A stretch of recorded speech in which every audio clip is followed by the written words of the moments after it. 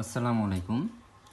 আমরা জেডকেটি কোর ডিভাইসে কিভাবে আমাদের সার্ভার বা ডেটাবেজের সাথে কানেক্ট করব তা দেখানোর জন্য একটা শর্ট টিউটোরিয়াল ভিডিও আপনাদের জন্য রেডি করলাম।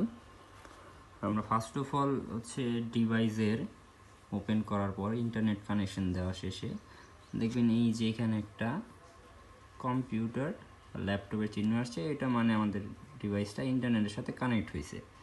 এবার বাকি কাজ হচ্ছে আমরা যাব ফার্স্টে মেনুতে, এই যে ওকে বাটনে চাপ দিলে আমরা চলে যাচ্ছি মেনুতে।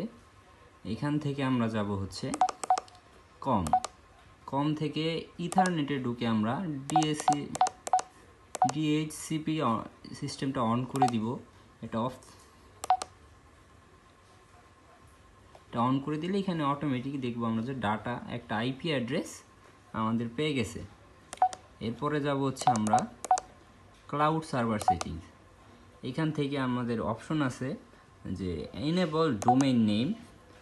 যদি আমাদের সার্ভারে কোনো ডোমেইন নেম থাকে তাহলে আমরা এখানে এটা অন করে এখানে আমরা সার্ভার অ্যাড্রেসে ডোমেইন নেম বসাইতে পারি, বা আমরা যদি আমাদের আইপি থাকে দেন এই ডোমেইন নেমটা অফ করে আমরা এখানে সার্ভার অ্যাড্রেসে ঢুকে এখানে আইপিটা বসাই দিব।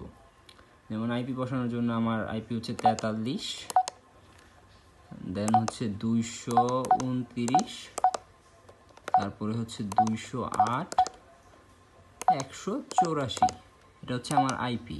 এরপরে সার্ভার পোর্ট হচ্ছে আমার 7799, দেন ওকে।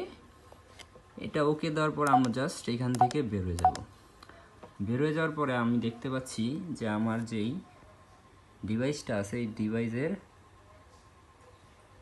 এই কর্নারে যেই ডাটাবেজের চিহ্নটা আছে এটা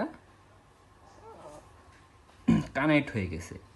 যখনই আমি দেখতে পাবো যে আমার এই চিহ্নটা কানেক্ট হয়ে গেছে তার মানে আমার ডিভাইসটা আমার ডাটাবেজের সাথে কানেক্ট আছে।